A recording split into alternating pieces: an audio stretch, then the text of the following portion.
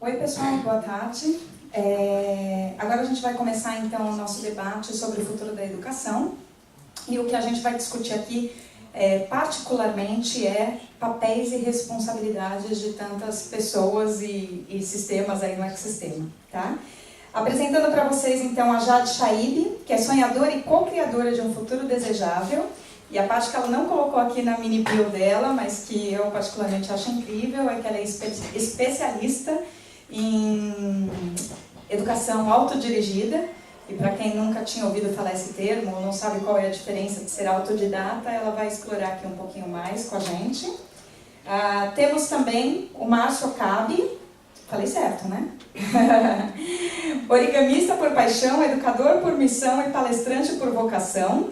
Mas o Márcio tem uma grande experiência aí com a educação e modelos de educação bem disruptivos. Vai ser bacana o que ele traz aqui pra gente também.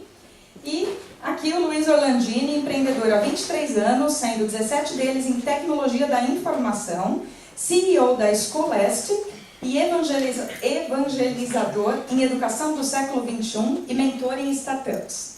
Então, e o Luiz também tem experiência de muitos anos com educação, com um olhar um pouquinho mais para a tecnologia, mas com coisas bem interessantes aqui para colocar aqui para o grupo. E eu sou a Cassiana, né, sou influenciadora da Rede Mulher Empreendedora, sou uma das co-curadoras aqui da nossa arena. Hoje eu trabalho com educação também, mas nós preparamos pais para falar sobre assuntos delicados com crianças e tenho a honra de moderar aqui esse painel com vocês, tá bom? Então, para começar, a primeira coisa que eu queria colocar, por favor, fiquem à vontade, quem quiser responder primeiro, a gente vê que o debate sobre a necessidade urgente de um novo modelo educacional, ele é urgente e não é só aqui no Brasil, é no mundo, e tem uma série de governos e de países se movimentando para isso. Só que uma das coisas que eu mais me questiono, e até muito dentro do nosso tema, é o papel do nosso governo. Porque a impressão que eu tenho, e eu gostaria de ouvir um pouquinho de vocês, é que ainda existe uma pressão da sociedade muito forte no governo, e não de forma alguma dizendo que na minha interpretação o governo não tenha que resolver essa celeuma, assim como o governo tem que resolver uma série de outras coisas. Mas o quanto vocês acreditam que hoje o nosso governo, no nosso país, consegue não só fazer tudo o que é necessário hoje em dia, mas principalmente na velocidade que a gente precisa para que o Brasil não fique tão atrás nos próximos 10, 15, 20 anos no quesito educação. Então, queria ouvir um pouquinho de cada um. A minha pergunta é um pouco mais direcionada para o governo, mas é natural que a gente acabe falando de todos os outros envolvidos aqui. Fiquem à vontade. Eu quero começar abrindo esse diálogo, porque existem, antes de qualquer coisa, antes da gente pegar no foco do governo, é muito importante, e esse é o meu papel de evangelizador, tentar traçar o que vai acontecer no futuro, né? Eu não sei o quão vocês, eu acho que essa arena deveria estar lotada, o tema educação, ele é o mais importante para se promover mudanças socioeconômicas em qualquer que seja o ambiente, qualquer sociedade do mundo. Em 20 anos mudou a história fazendo uma reforma baseada na educação. Nos últimos 3 anos eu tenho passado em pesquisas, muito contato com a Singularity University, eu não sei se vocês conhecem, e essa arena tem tudo a ver comigo e com o que a Singularity faz, né? Ela fala basicamente de futurismo. Quantos de vocês acreditam que em 2028 centenas de milhares de pessoas vão estar viajando para vários pontos do país, sendo transportados por veículos que fazem, né, pouso vertical? Quantos de vocês acreditam que em 2032, por exemplo, os seres humanos, os profissionais, já vão ter sofrido alguma incisão no córtex cerebral para ampliar a sua capacidade, as suas potencialidades? Eu estou abrindo para depois trazer para a realidade. Hoje, Brasil, 60% dos estudantes universitários eles estão estudando para profissões que vão desaparecer nos próximos 20 anos. É incrível. E a gente precisa uma reforma mas muito profunda mesmo, para a gente poder acompanhar todo esse movimento, né? E acreditem, dessas profissões novas que vão surgir nos próximos 20 anos, 70% delas vão exigir mais das competências socioemocionais do que propriamente do currículo acadêmico das pessoas. A nossa nova BNCC já é um primeiro, que é a Base Nacional Curricular Comum Curricular, já é um grande passo para uma mudança, porque ela traz o conceito do desenvolvimento das competências socioemocionais de forma multidisciplinar. Nós já começamos a dar um passo. Falta bastante ainda, falta muito. E eu acredito que dentro dos expertises dos outros painelistas aqui, vocês vão começar a perceber para onde está indo o futuro dessa educação. Depois eu vou voltar trazendo algumas coisas que já se fazem interessantes em termos de técnicas e práticas, mas eu acho que o Márcio também tem bastante para falar a respeito desse assunto, né, Márcio? Isso mesmo. Bom, boa tarde, pessoal. Vou me ater aos 3 minutos para a gente poder...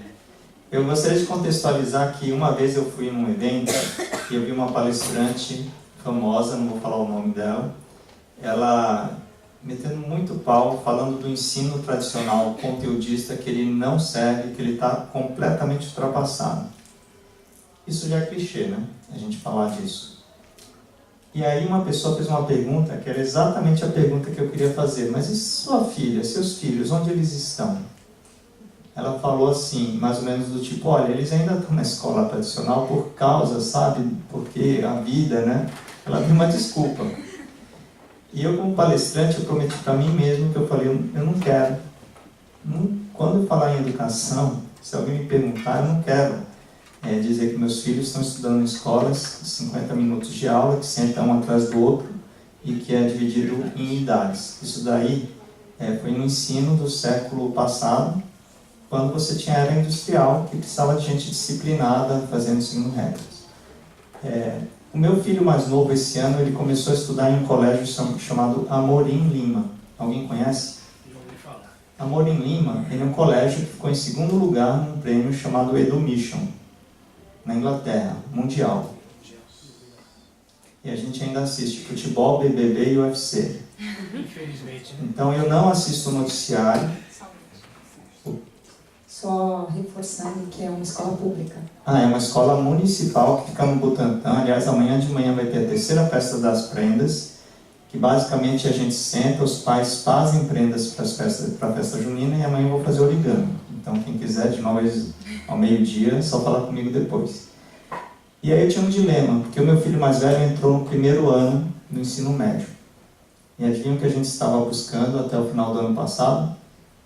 ETEC. A propósito, assim, nada contra o ETEC, eu acho fantástico. O Centro Paula Souza, eu fiz eletrônica e na Bahia, né, aliás, uma curiosidade, eu sou um japonês baiano. Eu posso falar que eu tenho 49 anos, que é outra coisa que ninguém acredita, mas assisti o PIN ao vivo no Rock in Rio 1. E eu fiquei meio triste pensando, eu não quero que meu filho faça escola técnica simplesmente porque não é pago, por questões logísticas. E aí eu dei a opção dele fazer homeschooling esse ano. E ele, aos 14 anos, ele embarcou nessa, mas essa é outra história mais longa que eu conto no debate. E hoje eu posso dizer que os dois estão em um ensino completamente inovador, livre, e buscando o que eu acho que deveria ser a meta de uma educação, que é buscar o talento individual. Então, indo em direção à pergunta da Cassiana, na minha meta, eu acho que na educação a gente tem que esquecer que existe o governo. Porque a Amorim Lima faz há 15 anos um ensino baseado na Escola da Ponte, quem não conhece é uma escola de Portugal, há 15 anos. Então, passou o governo, saiu o governo e eles continuam. Então, meu grande objetivo com a educação são duas missões. É levar essa questão do ensino público. Eu acho que sim, as escolas podem melhorar. Não só o Amorim, né? Tem outros, tem o Campos Sales também, tem vários outros que a gente pode citar depois. Então, se existem algumas que podem mudar com o jeito que está a educação e o governo, as outras também deveriam.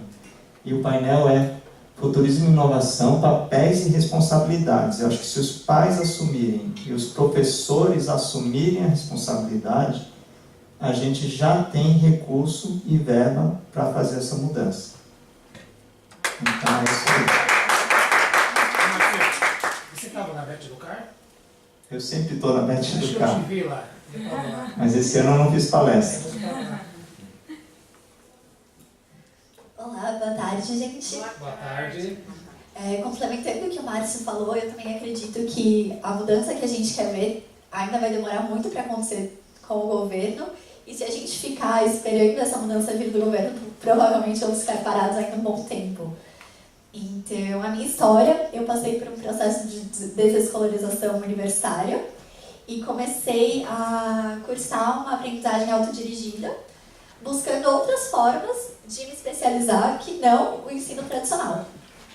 E justamente o que eu trago nesse percurso é justamente a dificuldade de se tornar responsável.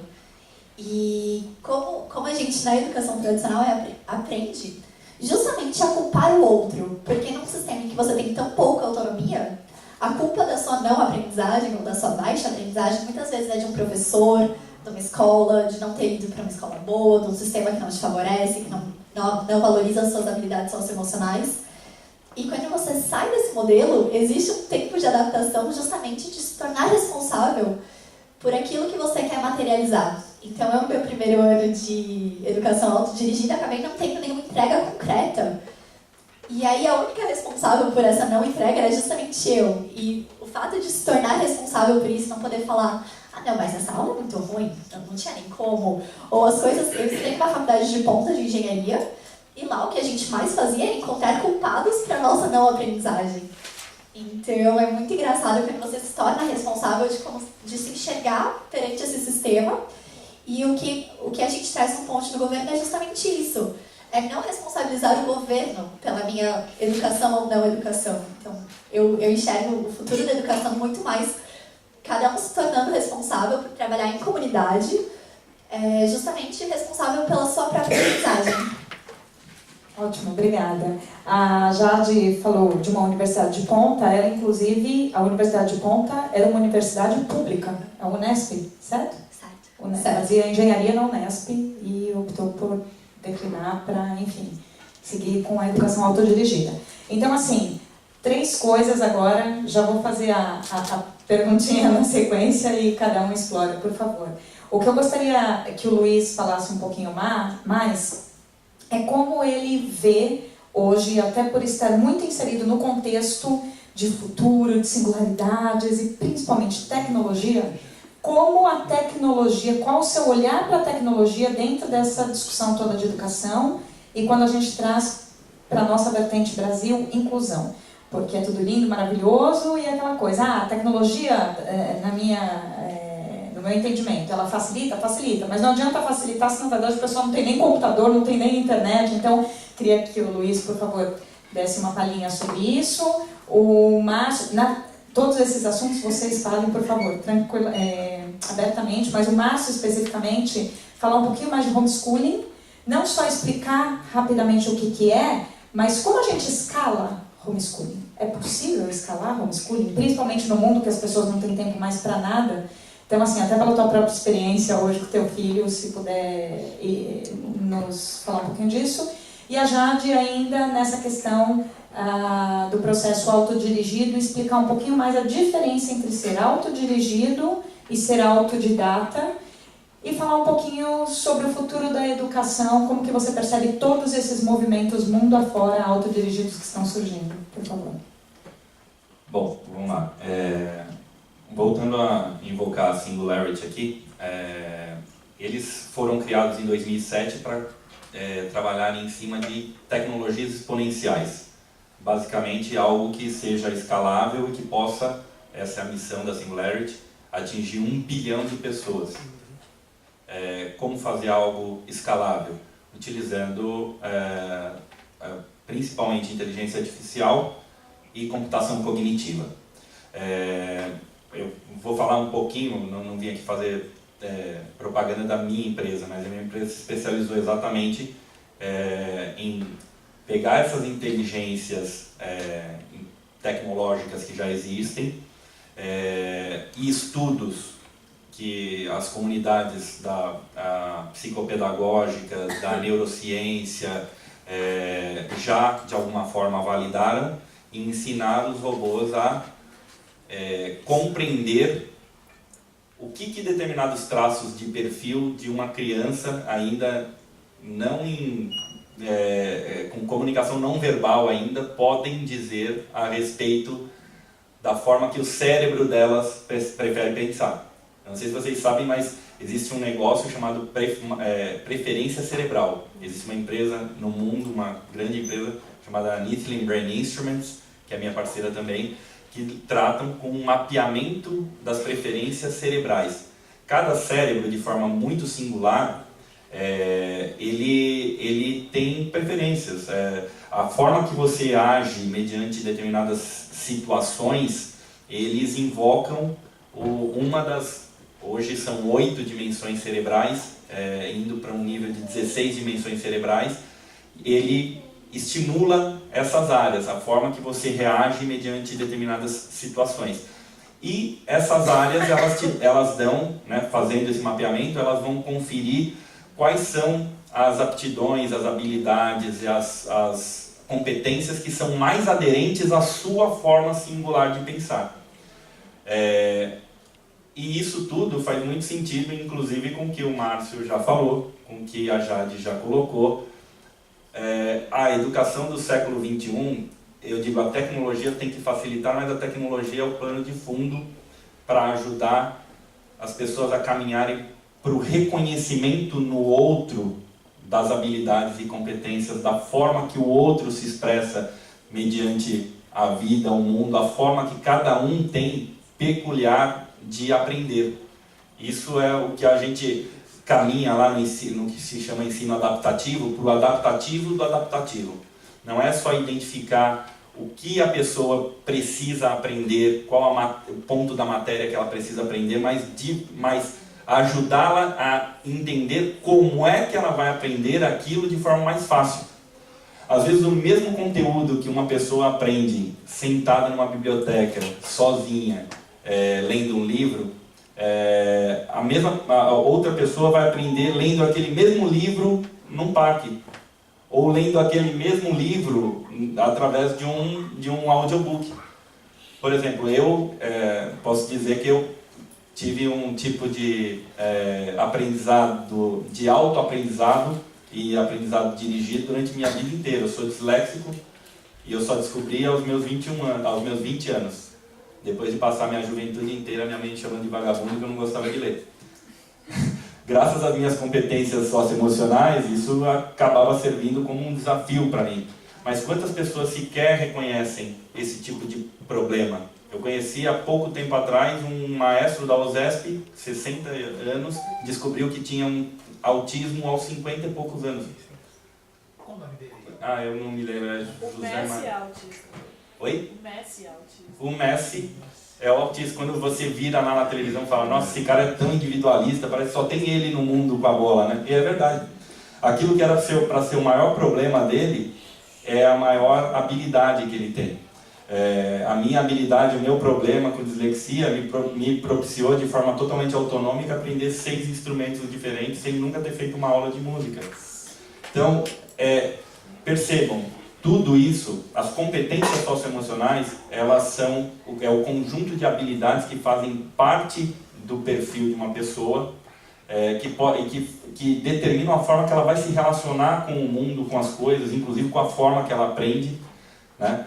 Por isso que eu acho que a gente está evoluindo nesse aspecto regulamentar em termos de diretriz e evoluindo nessas técnicas dinâmicas todas que estão surgindo, as culturas makers, as homeschooling e todas as outras vertentes. E a tecnologia, de novo, ela tem que ajudar a acelerar a forma que a informação, né? A minha plataforma, ela transforma dados que para muitas pessoas podem às vezes não dizer nada de forma isolada, mas eu levanto 22 indicadores diferentes a respeito do perfil singular da pessoa, a partir do mapeamento das preferências cerebrais dela. E eu quero entregar, né, a nossa missão é entregar isso para que as escolas, para que as empresas de educação possam criar materiais mais efetivos e aderentes à forma peculiar que cada um tem de aprender. Muito bom. A gente treinou esse painel, sabe, várias vezes, porque parece que está sincronizado aqui. Que o que o Luiz falou, agora eu vou complementar. Queria fazer 2 perguntas para vocês, inclusive para quem está vendo aí no YouTube, né? Vocês, em algum momento na escola, vocês achavam chata? Ou tiveram um professor chato, que você não aguentava? A maioria, né? Todos, né? Exceção de um só. Né? Mas assim, todos já tiveram um professor chato que não aguentava. Não, de todos os professores chatos. Ah, Exceção de um. tá, isso. Aliás, quando eu passei na Unicamp, eu fiz engenharia elétrica, não contei, não tomei pau em nenhuma matéria, não tomei DP em nenhuma matéria, carreira promissora, só tem um detalhe, eu não tinha refletido se era aquela carreira que eu queria.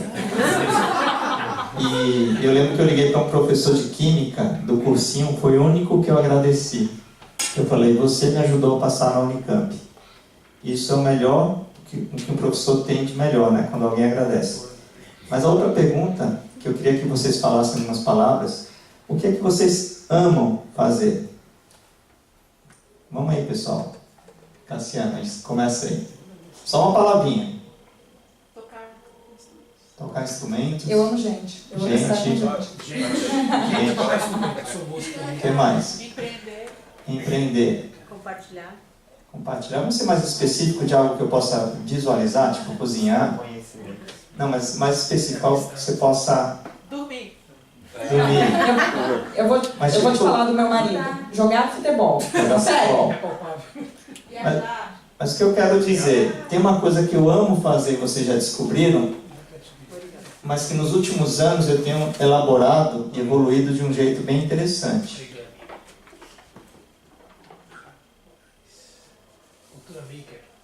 Isso aqui é um origami. Não tem faculdade de origami. E aos 15 anos, eu aprendi aos 6 origami. Aos 15 eu fui numa feira de origami lá em Salvador, né? Lembra que eu sou um japonês baiano. Não vendi nada. Nada, zero. Só que eu fico pensando, aos 15 eu já tinha um espírito empreendedor. E não foi estimulado. Não tinha virado empreendedora. Mas eu fiz engenharia elétrica, fiz escola técnica. E aí, falando do homeschooling, eu lembro de uma palestra, tem no YouTube lá, se vocês procurarem Escola Democrática, não, Educação Democrática, esqueci o nome do... É só pesquisar, Educação Democrática. Que tem uma palestra que ele fala assim, imagina o universo de possibilidades que você tem. A escola é o quê? A escola, por melhor que seja o currículo, ela pegou um quadradinho ali e definiu desse universo gigante de aprendizado, definiu que tem isso que a gente vai aprender. A chance de você ser bom nesse quadrado é muito baixa. Então, o que é que a gente vê nas escolas? Poucas pessoas se destacando. Eu era CDF, gente. E eu não sabia que o C era de outra coisa. Eu achava que era cérebro de ferro. Eu achava que era cérebro de ferro. Era CDF mesmo. Era CDF mesmo. Muito CDF. Muito CDF. Mas o que eu quero dizer do homeschooling é que em 2013 eu era um pai como outro qualquer. Até que eu vi no Facebook, lembro até hoje, eu estava na cozinha vendo o Facebook e apareceu Escola com Asas. Depois vocês visitam, da Sabrina de Campos. Eu não sei se vocês já tiveram aquele insight, aquela sensação de você ver algo e tomar a pílula vermelha da Matrix. Lembra da Matrix? Foi essa sensação, porque eu conheci a Escola com Asas. Eu descobri que o filho da Sabrina de Campos, chamado Biel Baum, que é uma das grandes inspirações, ele aos 11 anos descobriu que queria ser um grande chefe de cozinha e ajudar as crianças de todo mundo com alimentação saudável. E aí foi de lá para cá que eu vim estudando, vivenciando homeschooling. E aí, respondendo à pergunta da Cassiana, tem escala homeschooling? Nos Estados Unidos já são 2 milhões de homeschoolers. Mais de 60 países é legalizado. Isso já responde a pergunta, né? Eu acho que tem escala. E a pergunta é, Uber tem escala? Airbnb tem escala? Airbnb é aquele site de você receber pessoas na sua casa. Tem escala? Tudo que é disruptivo, no primeiro momento, parece que não tem escala. E a minha grande bandeira é fazer com que o homeschooling no Brasil seja que cresça o mais rápido possível. Agora, como entre o sonho, às vezes você tem um meio do caminho, eu acho que o que pode acontecer é que no meio do caminho muitas pessoas tenham esse caminho da autoaprendizagem. Então pode até ir para a escola, mas à tarde você pode ter outros complementos de educação e eu acho fantástico a Scholastic, porque até a gente vai conversar, né? Porque o que falta para o homeschooling é essa facilidade. Se você tiver como mensurar, acompanhar, você vai dar segurança para os pais. E aí, na medida que você dá visibilidade para as pessoas perceberem que outras pessoas estão fazendo, as pessoas criam coragem. Uma das perguntas que eu ia te fazer é isso, quando ele coloca toda essa questão assim, desse perfil socioemocional e como cada pessoa aprende, eu fico pensando no homeschooling, qual é a preparação de um pai ou de uma mãe para conseguir traçar isso? Então, na verdade é muito mais uma questão de coragem e confiança do que de saber. Muitas vezes as pessoas falam, preciso me preparar para ser um pai ou uma mãe homeschooler. Eu faço uma pergunta para vocês. A primeira vez que vocês pularam com uma máscara, quem teve essa oportunidade, vocês ficaram ali pensando, planejando, fazendo um planejamento estratégico para pular? Não. Mas quando você pula e você mergulha, essa sensação é a sensação do homeschooling. E só para fechar aqui a fala, ontem meu filho participou, ontem a gente foi num evento chamado PPT Party, que é a festa do PPT, PowerPoint. Todo mundo que ia lá tinha que fazer uma apresentação de 3 minutos. Eu sou suspeito, mas está gravado, depois vocês podem ver, né? Meu filho fez uma apresentação falando como ele chegou ao homeschooling. Foi um sucesso, galera. O pessoal adorou. E ele falou, nossa, e ele curtiu falar em público. Que escola ensina as pessoas a falar em público? E ele estava ali meio nervoso e tal, mas depois que ele fez, eu falei, você gostou, né, Rafael? Aí eu fiquei com medo, mas adorei. Então, Márcio, só para complementar, o Márcio está invocando todo o tempo na questão com relação ao homeschooling, trazendo a responsabilidade dos pais. A Cláudia Costin, que é ex-diretora do Banco Mundial no Brasil, para o setor educacional, ela, há um ano e pouco atrás, ela fez um depoimento dizendo que o Brasil estava longe de um salto socioeconômico, porque ele estava longe de uma revolução educacional. E ela pontuou duas questões com relação a essa distância que a gente tem de dar um salto educacional. Os professores não conhecem a matéria-prima do aluno do século XXI, ou seja, a escola que nos educou, ela entrou em decadência total. Um mecânico que mexia num motor há 30 anos atrás, ele não consegue mexer mais num motor hoje. O professor de 30 anos atrás, ele entra com giz na sala e ele dá aula. O segundo ponto é o baixo engajamento dos pais na vida educacional dos filhos. São os 2 pontos que ela mais ressaltou. Mas não tem perspectiva de mudança, de melhora nem a curto prazo, No curto nem a prazo. médio. Então, mas por isso que a minha bandeira é encorajar pais como eu, que em 2013 eu queria entrar no homeschooling, 5 anos depois eu consegui criar essa coragem, esse ambiente. Eu sou otimista por natureza, tá? Lógico, de soluções de curto prazo não existe. A pílula que você toma e sai inteligente do outro lado não existe. O Brasil ele se transformou no triângulo das Bermudas dos potenciais humanos. De um lado da pirâmide nós temos milhões de postos de trabalho sem ocupação, porque não tem skill as pessoas para fazer. Do outro, milhões e milhões de desempregados. E no outro ponto da pirâmide tem milhões de pessoas trabalhando extremamente infelizes com o que fazem da vida. Percebe o quão difícil é esse triângulo? Postos de trabalho livre, pessoas infelizes trabalhando com o que não gosta. Por isso que o Márcio falou, né, das dúvidas. Hoje um aluno do ensino médio, ele basicamente, eu digo que ele é composto por dois materiais. Um material orgânico, o outro são dúvidas. Duas partes.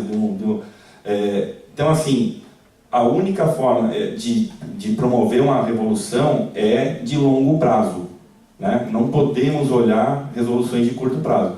Acho que a BNCC e todos esses movimentos, makers, homeschooling, eles já começam a se fazer perceptíveis. Logicamente, nós não vamos viver isso de uma forma muito efetiva para nós, o resultado, mas os nossos filhos, e aí eu falo com propriedade, porque além de empresas eu me especializei em colocar filho no mundo. Eu tenho 3, tenho um de 22 anos, que nasceu quando eu abri minha primeira empresa, tenho uma de 12 que está ali no fundo e um de 5. Ou seja, eu tenho todos os casos de uso em casa, tenho uma esposa professora, então eu acho que a gente tem como dar passos mais efetivos e a gente precisa acreditar nisso. Eu vou passar para a Jade, só complementando que ela, parece que foi combinado, né? Que ela está falando de aprendizagem autodirigida, que na minha opinião que vem como opção ao vestibular, né? Ao vestibular e um quê de homeschooling, né? E usando muita tecnologia, na verdade, por tudo isso. Então eu falo, opa, eu acho que está realmente muito bem combinado esse painel, porque ela vai fechar. E aí, já adiantando para vocês, pessoal, a próxima palestra, que seria de aplicação descentralizada, o palestrante nos avisou que não vai conseguir chegar. Então, a nossa ideia é que a gente se estenda aqui mais um pouquinho, se vocês puderem. Tá? E, inclusive, a Jade vai se posicionar um pouquinho, eu vou sair dessa cadeira, e qualquer um de vocês vem aqui, interaja com o público, faça uma pergunta, pontue o que vocês quiserem, se vocês quiserem, e na sequência ceda o espaço para o próximo, tá bom? Então a gente vai seguir assim por mais uns 20, 25 minutinhos pelo menos. Obrigada. Eu achei muito curioso porque o Luiz e o Márcio falaram muito sobre a responsabilidade dos pais. E eu, como filha, né, como ainda longe de ser pai, gostaria de falar um pouco da responsabilidade dos filhos também. Então, eu vejo a aprendizagem autodirigida, e aí, respondendo a pergunta da Cassie, a diferença do autodidata é que ele aprende sozinho, e o autodirigido, na verdade, é uma aprendizagem em comunidade.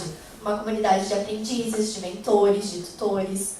Então, não necessariamente existe um professor detentor do conhecimento, mas sim tutores. Então, por exemplo, na Universidade Alternativa que eu tô, que é um projeto, inclusive, se vocês quiserem anotar, do Alex Bretas, chama Universidade. E lá a gente levanta os nossos interesses e existe toda uma rede de mentores especializados em diversas áreas que a gente pode procurar de acordo com o nosso interesse.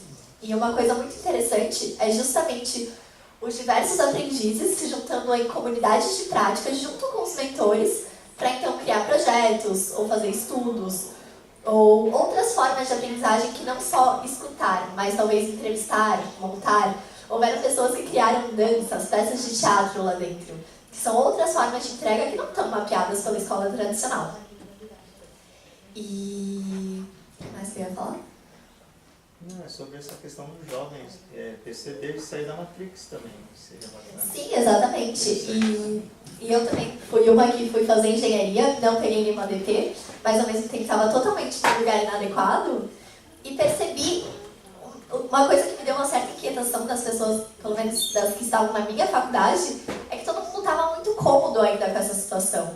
Então a situação de estamos lá, fingimos que aprendemos e estamos aqui só para tirar um diploma, para ir fazer alguma coisa que nem tem a ver, mas para ter um rótulo de engenheiro, ou para ter... E é uma falsidade, sabe? Daquilo de passei 5 anos, não aprendi nada, mas tirei um pedaço de papel pelo qual sou valorizado na sociedade. Então a gente também, como sociedade, se desconstruir nesse sentido.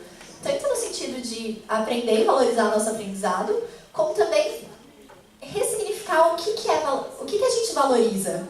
A gente valoriza rótulos, a gente valoriza pedaços de papel, porque eles têm uma estrutura com nome, mas o que isso significa na prática? Então, talvez levar mais em consideração as habilidades que a pessoa traz do que um pedaço de papel. Então, só complementando o que a Jade colocou bem, ainda além da responsabilidade do aluno, eu ainda acredito muito que a responsabilidade do pai é exponencialmente maior, tá? James Heckman, eu não sei se vocês já ouviram falar, ele prêmio Nobel em 2000, no ano 2000, com a tese de que o investimento realizado na primeira infância é o investimento mais lucrativo do mundo. Rende 14%, ou seja, 14 centes de dólares por ano durante o resto da vida daquela criança. O cara foi prêmio Nobel com essa tese. A Cláudia Costin falou, os pais estão um pouco engajados.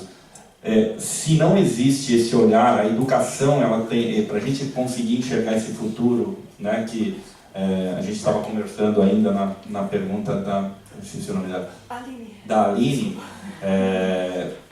o futuro, a gente tem que começar a trabalhar no ensino básico, fundamental. O Brasil tem uma orientação dos recursos que ainda é errada. Hoje se gasta 80% da verba da educação, vai para ensino superior e 20% para o ensino básico. Essa pirâmide ela precisa se equacionar de forma mais... Porque é a mesma coisa da gente estar querendo sempre reformar um carro. Eu não quero comparar ser humano com carro, longe disso. A coisa que eu mais amo é gente, seja de qualquer etnia, qualquer orientação que seja para qualquer coisa. Mas assim, investir tão pesado no ensino médio e universitário em detrimento ao ensino infantil é a mesma coisa que querer reformar alguma coisa que já está ali carregado de crenças limitantes, carregado de falta de confiança, de falta de autoconhecimento. Se você quer adolescentes, adultos bem conscientes, com autoconfiança, autoconhecimento, isso é um processo que demora anos. Então a responsabilidade do pai, inclusive a preparar os alunos do futuro para o homeschooling, para essas outras tendências educacionais que estão vindo, tem uma responsabilidade grande do pai. E a tecnologia está aí para aproximar também, não é para afastar, não. É para aproximar esse ecossistema. Pais, alunos, escolas. Existem técnicas que podem ser utilizadas para usar a tecnologia para criar esse ciclo virtuoso, né, de comunicação entre essas esferas. Falando aqui um pouquinho sobre a responsabilidade dos pais, uma coisa que a gente tem percebido, até porque por conta do nosso próprio projeto, a gente tem ido para muitas escolas, conversado com muitos donos de escolas, coordenadores, professores, é que assim, gente, é quase que unanimidade que a gente ouve nas escolas, com raríssimas exceções, que os pais estão ausentes. Estão. E aí o que é mais interessante é que quando nós vamos conversar com os pais, eles não se sentem ausentes. A grande maioria não se sente ausente. Então já existe uma dissonância de percepção muito clara aí. Aí fica um pouco aquela questão assim, tá, mas e aí? Tá ausente ou não tá ausente? Bom, quando a gente começa a pensar que os índices de suicídio entre jovens de 10 a 15 anos aumentou, segundo a OMS, 40% nos últimos 4 anos mundialmente, vocês acham que esses pais estão ausentes ou não estão ausentes? É culpa dos adolescentes, porque entraram na adolescência? Quando eu era adolescente, o índice de suicídio não era tão alto assim. E também não tinha tanta tecnologia. Naturalmente, meus pais eram muito mais presentes na minha vida. Então, assim, não é uma caça às bruxas, não. Mas queria que vocês falassem um pouco da onde vem essa dissonância na percepção de vocês. Porque, no geral, por conta de uma série de indícios que nós temos, não só o suicídio, que é o mais grave de todos, lógico, é o mais trágico, que os pais estão ausentes. Por que os pais não se sentem ausentes? Uma outra coisa que a gente ouve muito nas escolas é, por mais que a gente promova uma série de eventos para os pais estarem mais próximos da comunidade de uma forma geral, são sempre os mesmos que vão, são sempre os mesmos que participam, só que os pais, de uma forma geral, não se sentem ausentes.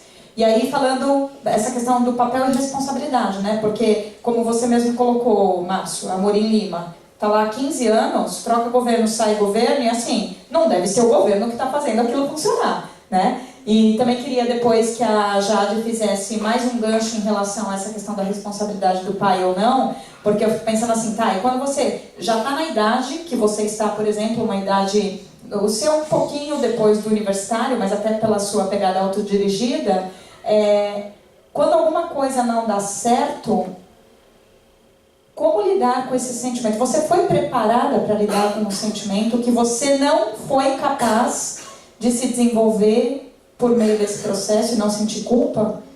Porque você é jovem e os jovens estão no meio dessas crises de ansiedades todas, então, bem, papéis e responsabilidades. Vou falar bem rápido aqui. Primeiro eu não vou citar nome, porque vocês já sabem de um colégio que teve 2 suicídios em menos de um mês. E no Facebook eu fiz um comentário e a pessoa falou, não, mas um foi porque ele pegou a namorada numa balada. O outro foi porque depressão. Se isso não é pai ausente e escola ausente, me explica o que é. E eu tenho uma teoria. Meus 2 filhos estavam na escola pública até o ano passado, particular, desculpem, até o ano passado. Pesa no bolso, gente? Quem tem filho em escola particular aqui? Pesa, não pesa? E o que a gente quer? A gente sem desmerecer as escolas de qualidade. Mas eu acho que a gente também tem uma matrix e uma indústria que é a escola mais cara, a escola mais bonita. E eu acho que a gente entrou nessa matrix. Então acho que vale uma reflexão. Então acho que vale a reflexão, Cassiana, da gente pensar assim, os pais se apropriarem, porque eu fiz uma oficina de origami numa escola, essa eu posso falar, chama Escola da Vida. E aí uma mãe viu isso aqui e amou. O filho dela, de 8 anos, queria levar para casa.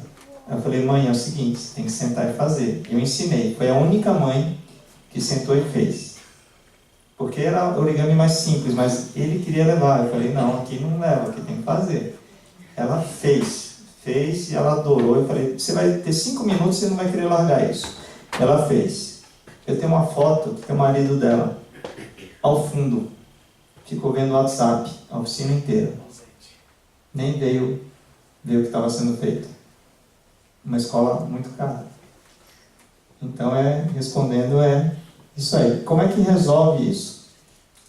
Na minha opinião, a gente tem que realmente começar a engajar os pais e realmente acordar mesmo, sair da matrix. E o Luiz estava falando de maker, né? O movimento maker, recomendo vocês pesquisarem, educação maker. Educação do fazer. Na hora que entra no engajamento do fazer, acho que os pais também se engajam, as crianças se engajam. Em São Paulo tem 12 Fab Labs, são espaços livres que você pode ir lá a qualquer momento e fazer. Quando você faz, como aquela mãe fez, ela não vai esquecer nunca mais daquele momento. Então acho que dá para fazer. Eu fiz oficina de avião numa escola em Jundiaí, teve uma mãe que falou, nossa, fazia anos que eu não tinha esse momento com a minha filha. Veja bem, um avião de papel que fez em 15 minutos. Então, acho que fica essa questão. Tem aqui a Fernanda, né? Fernanda, né? Eu fiz uma palestra chamada Liberdade e Felicidade, o futuro da educação. Foi a palestra mais emocionante que eu fiz, a melhor palestra. Foi boa, né, Fernanda? Quase chorei várias vezes na palestra. Fiz até o pessoal chorar, né?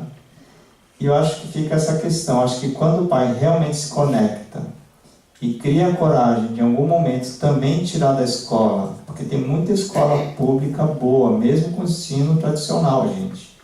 A hora que você tem a economia de dinheiro e não tem a pressão financeira, você consegue se dedicar mais.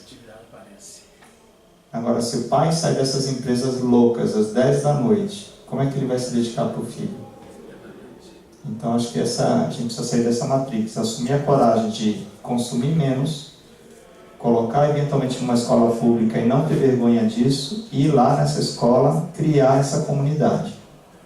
É isso que eu estou fazendo no Amorim, e não é nada fácil. Todo mundo acha, o Amorim está pronto. Nada disso. Você constrói, e agora que eu estou lá dentro eu posso ver isso. Está faltando 1.800 prendas de 3.000, vou ter que fazer origami pra caramba. Por favor, vão lá ajudar.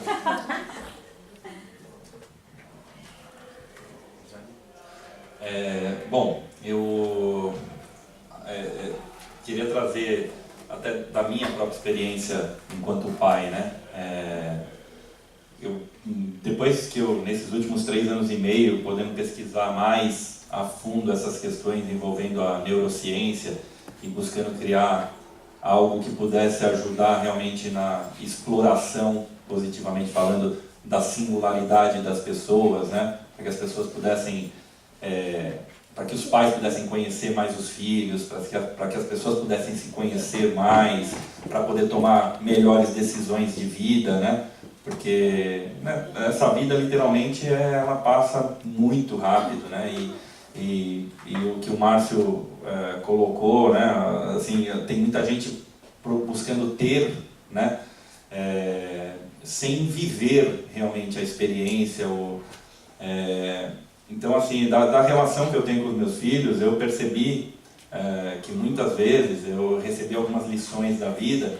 Eu apanho ainda, eu ainda julgo que eu tenho muita coisa para evoluir na relação com os meus filhos, mas eu já recebi lições da vida a respeito disso. O meu filho mais velho, por exemplo, tem 22 anos, ele é um rapaz que ele é muito melhor do que eu era quando eu tinha 22 anos. Ele trabalha num lugar muito melhor do que eu trabalhava, porque eu com 22 anos eu tinha a minha primeira empresa e ainda passava muita dificuldade, né, sempre. Trabalha para uma grande empresa multinacional. Tudo que eu criticava ele na adolescência, eu falava, você tem muito problema com matemática, mas você não sai do computador, não sai do videogame, daí quando é que você vai estudar para matemática? Aí, depois de alguns anos, ele me aparece falando inglês fluentemente, sem nunca ter feito um curso de inglês. Tudo que eu criticava que ele fazia, ele estava aprendendo.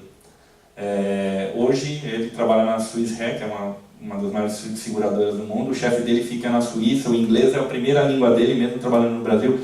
Então, assim, eu percebi que 70%, 80% das vezes, as brigas que os pais têm com os filhos adolescentes é porque os pais não conhecem como estimular os potenciais dos filhos. A gente quer que os filhos reproduzam aquilo que a gente fazia. Então o pai tem um negocinho chamado, um fatorzinho lá chamado excesso de amor, que faz ele projetar o que ele quer que a pessoa, o que ele quer que o filho seja, o que ele quer que o filho não seja, né, por conta de alguma frustração. E essa projeção, ela entra em níveis abissais, assim, absurdos a criança acabou de nascer, deu um berro mais grosso, esse vai ser tenor, mas não vai ser qualquer tenor, vai ser o Pavarotti. A expectativa já vai lá em cima. O primeiro grande trauma de uma criança é ali por torno dos 9, 10 anos, quando ela percebe que não vai entregar 50% do que o pai espera que ela vai entregar. Então, assim, tem muito a se avançar na educação no que diz respeito ao relacionamento entre pais e filhos, né? Entre o relacionamento dos pais com as escolas, porque 80%, 90% do tempo de uma criança, até o final da adolescência, ou ele está em casa ou ele está na escola. Então tudo que está acontecendo na formação dele, do que ele vai ser, está ali naquele circuito. Se você não estiver naquele circuito com ele, não é estar ali, mas é participando junto, a gente vai perder esse bonde, né? E isso causa muitas sequelas. Dentro do nosso trabalho, só um último dado, a gente descobriu em uma turma onde o índice de crianças com autoconfiança baixo, porque a nossa plataforma avalia isso, mais de 50% da sala tinha autoconfiança baixa. A gente foi analisar, eram filhos de pais separados, ou o pai e a mãe não tinham nem instalado o aplicativo para fazer a monitoração dos filhos. E os psicólogos lideram estudos dizendo que a maior parte das questões que envolvem autoconfiança vem de alienação parental. Então, a gente está usando tecnologia para ir buscar essas informações, né, para ajudar a mostrar onde é que acender luzinhas, né? Porque se você não acende a luz, às vezes o cara está assistindo o Jornal Nacional, o filho está ali do lado, se não acende nenhuma luz, que faça ele pensar mais efetivamente, ele vai no jornal até o fim. Entendeu? Então é importantíssima a participação dos pais nesse aspecto. Eu vou ainda complementar mais um pouquinho. Na sequência, eu gostaria de ouvir a Jade, que acabou não conseguindo responder até agora o que eu tinha perguntado. Mas ainda aqui nesse assunto dos pais. Ontem mesmo, para vocês terem uma ideia, eu estava num evento que era um meetup, né? Um encontro que pessoas tinham promovido, debatendo o tema de educação. E num determinado momento, nós falamos dessa questão da responsabilidade dos pais, muito na linha do que a gente está dizendo. Esse exemplo que você me deu, né, da relação pai-adolescente que não houve, uma pessoa num determinado momento colocou uma coisa que eu achei muito interessante o que ela colocou, mas mais uma vez, o meu olhar continua sendo um olhar tentando entender onde que está o problema real. O que essa pessoa colocou foi o seguinte: gente, mas um pai e uma mãe têm as melhores intenções para o seu filho, mesmo que não saiba como fazer, tem as melhores intenções. Então, eles entendem que o que eles estão fazendo, eles estão dando o seu máximo na percepção deles. E eu concordo, eu não tenho a menor dúvida de que, pelo menos na grande maioria, né, gente, com algumas exceções, que as intenções de um pai e de uma mãe para com o filho são as melhores. Só que o meu questionamento eles estão olhando pelo viés de quem? E aí, mais uma vez, eu chamo a Jade, porque como ela saiu da adolescência mais recentemente que os outros 3 aqui no palco, por favor, espero que vocês não se sintam ofendidos. Ela já é hoje, né, uma mulher adulta, mas de uma outra geração em relação à nossa. E eu acho bem interessante também ouvir um pouquinho o que não só a sua história, mas com os seus colegas de uma forma geral, até porque infelizmente, hoje, segundo Augusto Cury e alguns outros especialistas no mercado, a geração de jovens atual é a geração mais triste da história. E os médicos, até numa reportagem que saiu na Cláudia sobre as razões de suicídio, que eu li nessa semana, também afirmam, os médicos do mundo todo, que o índice de depressão e de tristeza nos jovens hoje é um índice jamais visto em toda a história da humanidade. Então, como tudo isso impacta na educação de uma forma geral, como que a gente aprende melhor ou não essa relação de pai e mãe. E por último, gente, eu vou voltar a liberar a cadeira, por favor. Eu adoraria que alguém viesse aqui fazer alguma pergunta para esse pessoal e interagisse um pouquinho, mas também, se não quiserem, fiquem à vontade. Mas eu preciso que vocês façam um fechamento rápido sobre o futuro da educação. Quais são os adultos que estamos criando hoje para 2030? Os adultos de hoje que preparam essas crianças e esses jovens estão de fato pensando nessas crianças e jovens para daqui a 2030? Bom, o que eu percebo da relação pais-filhos, tendo saído recentemente da adolescência e vendo com as outras pessoas também da minha faixa etária, é que os pais ainda estão olhando muito para os filhos sob a ótica deles. Então, muitos dos pais ainda não se conectaram que o mundo mudou, a realidade mudou, a maior parte das profissões de renome vão desaparecer ou se transformar de grande forma, mas os pais ainda estão se segurando a parâmetros de controle muito antigos. E isso causa uma angústia muito grande nos filhos. Existe uma pequena porcentagem que se rebela e decide cortar esse vínculo, mas nem por isso essa é a melhor das opções. E aí, ao mesmo tempo, existem também os filhos que ficam lá, se sujeitam a coisas que não são necessariamente sua vocação, mas justamente para cumprir essa expectativa dos pais, que é uma expectativa carregada a vida inteira e que, de certa forma, a gente quer cumprir. E é uma... sei lá, você não tem muito o que fazer, né? Dos dois lados existe uma situação de perde-perde para ambas as partes. E sem que a gente consiga estabelecer um diálogo claro entre expectativas de ambas as partes, eu acredito que esse índice de tristeza e de desconexão entre os pais e filhos vai continuar.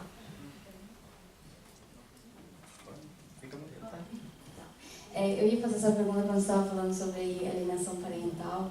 Eu estava agora há pouco fazendo uma dinâmica para ser instrutora voluntária de inglês.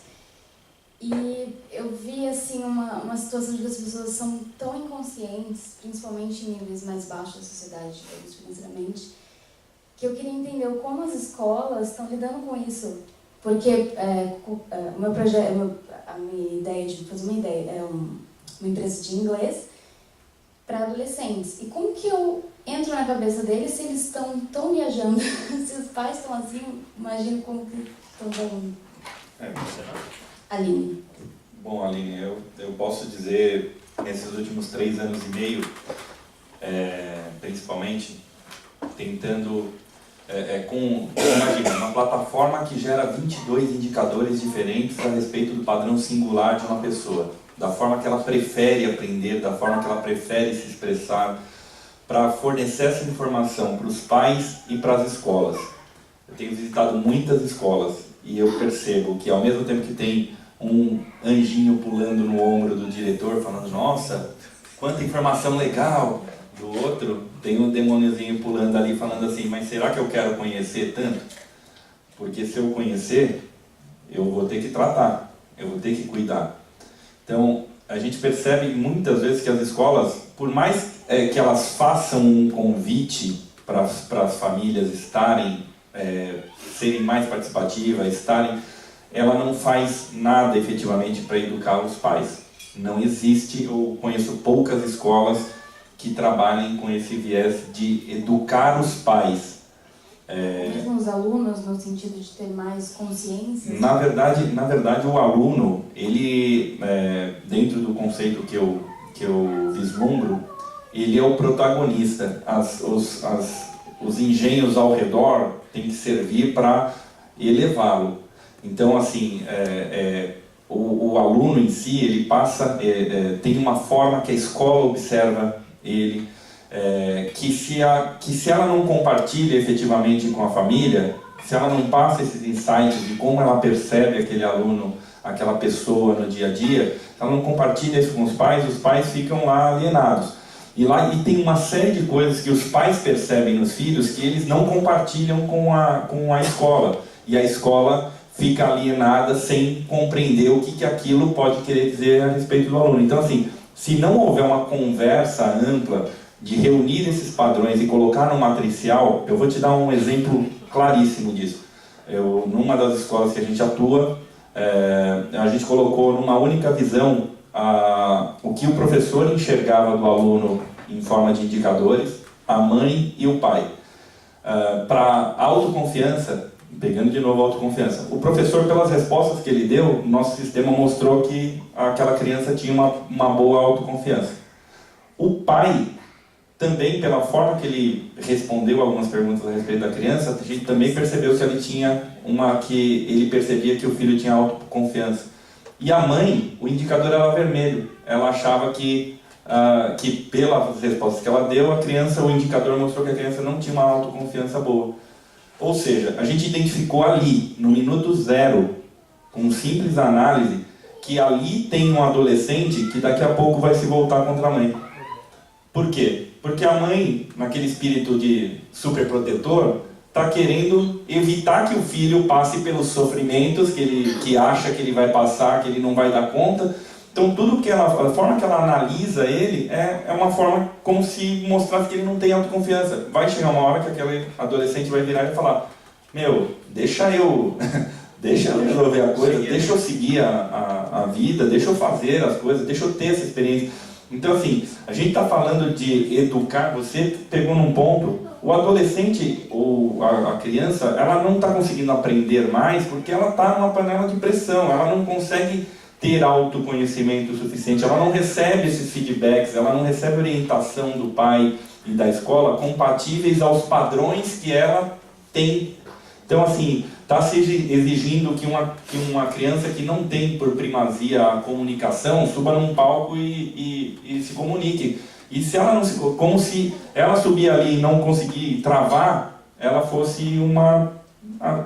um fracasso. E não é. Tem pessoas comunicativas, tem pessoas que são mais líderes, tem pessoas que têm mais senso de equipe, cada pessoa tem uma natureza muito singular. E eu acho que o projeto que você está tentando fazer, inclusive, se eles tiverem parado disso, de colher informações no ecossistema onde aquele aluno vive, para obter informações de como funcionam os padrões de aprendizagem dele, sempre que você usar um conteúdo que seja aderente às fortalezas dele, ele vai aprender mais do que com o ensino tradicional.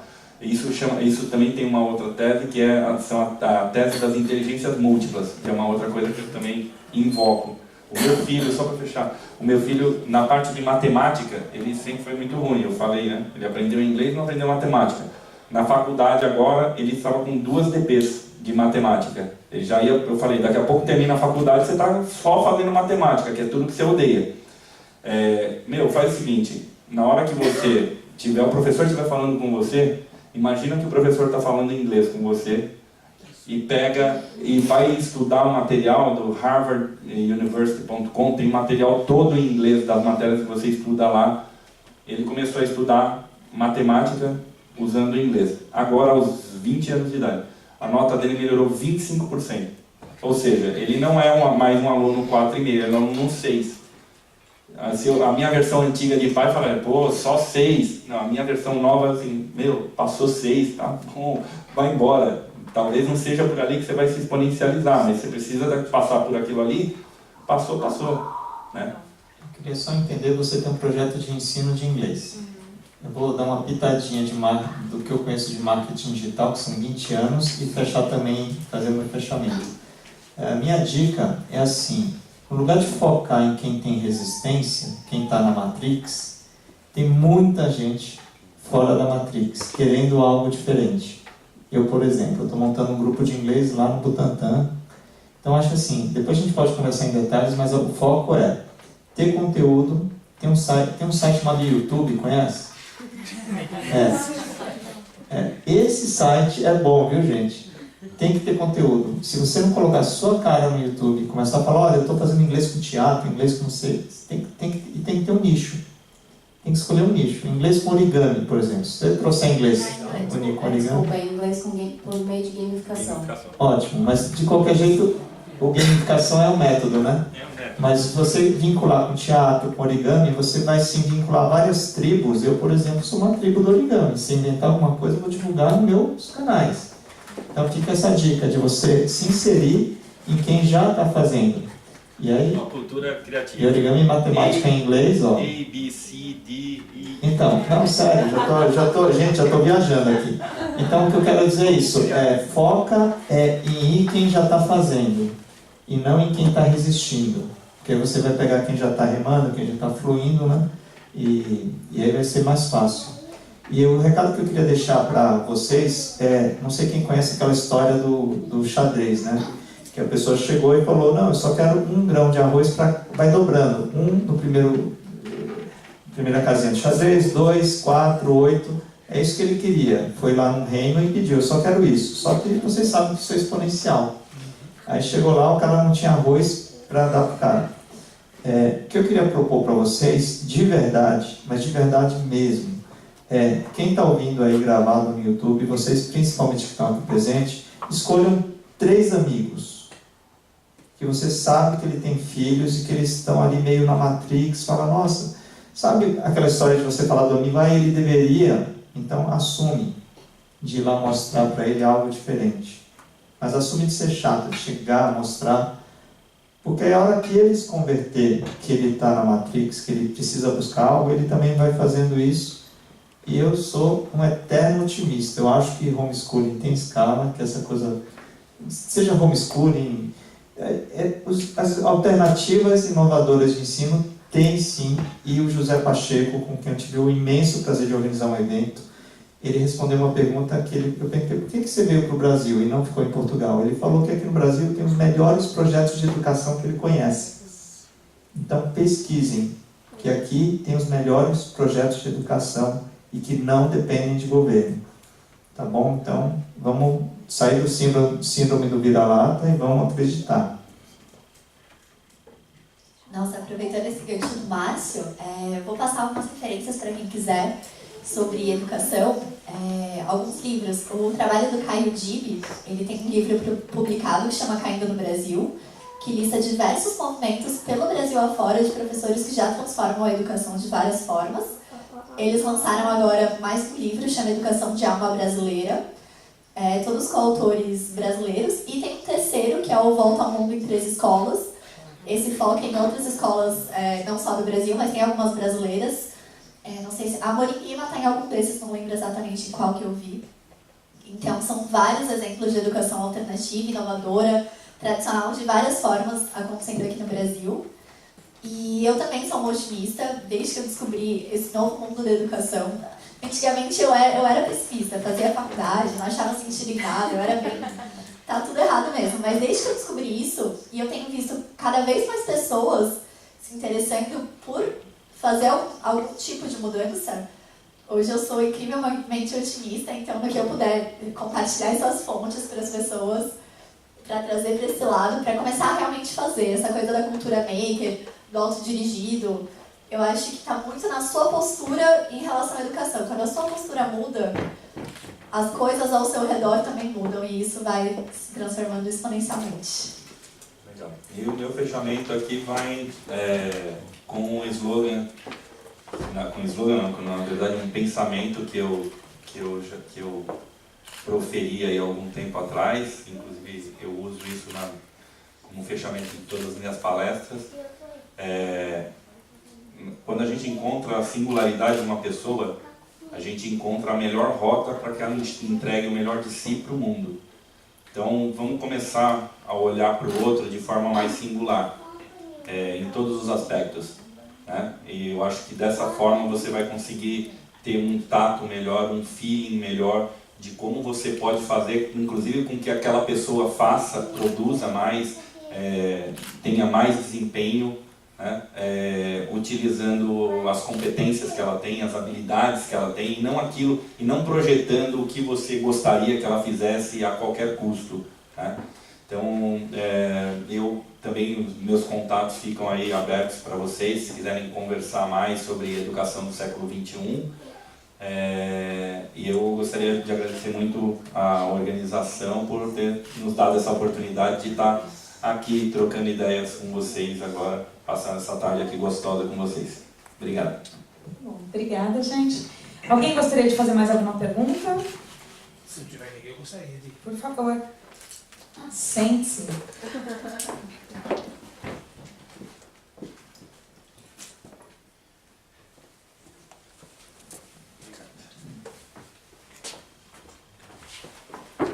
Pode ser com o Luiz. Meu nome é Daniel. A minha área é P&D, Pesquisa e Desenvolvimento. A gente projeta elevadores globais para a Schindler. E o escritório que eu trabalhava era dentro da USP, incubador de projeto, com a área de educação também. E fui demitido também. E já eu vinha pensando em dar uma mudada na carreira. Então, eu vi a oportunidade de fazer uma transição de carreira. Estou quase 4 meses desempregado. E eu me decidi, como também gosto de gente, como os demais, também sou professor de violino e viola, minha filha é multi-instrumentista também, e resolvi que eu quero ser coach. Eu vou começar um trabalho de imersão em coach, curso de coach. E nesse tempo todo desempregado, já participei de várias palestras. Fala que você está livre. Fala que você está ali disponível para o mercado. Sou livre para o mercado, ok? Se for na engenharia ou não, estou ali. Desculpa. Então, eu decidi que eu ia virar coach. Vou começar um processo de treinamento em coach e imersão.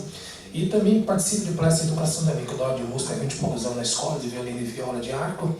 E também sou amante da educação também, ensino meu Beto Educar em Brigantes. E a pergunta que eu falei para vocês, como é que você enxerga, a gente falou bastante de educação, de várias propostas e iniciativa, esquecer o governo, porque se depender do governo não vai acontecer nada, chamar o terceiro setor que sempre atuou forte. Então, tudo que eu vi aqui hoje eu ouvi, e além de minha transição de carreira para coach, também empreender. Então, conforme vocês falavam, a minha visão já ia longe, eu fazendo palestra numa comunidade para os pais e oferecendo aulas de origami e outras coisas mais. Quando ele falou que o pai está sempre um pouco meio distante, então uma forma de agregar mais os pais, começar a melhorar a educação da base. Então, como vocês veem isso? Eu te digo que você, essa sua iniciativa de empreendedora, muita gente quando escuta a palavra empreendedor liga a um garotinho que está acabando de sair da faculdade, né?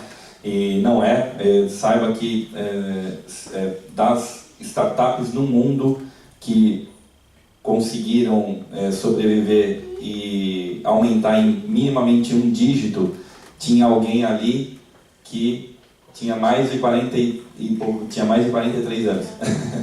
Tanto você quanto eu estamos preparadérrimos para fazer qualquer iniciativa empreendedora e fazermos sucesso. Estou Tá? indo 5.3.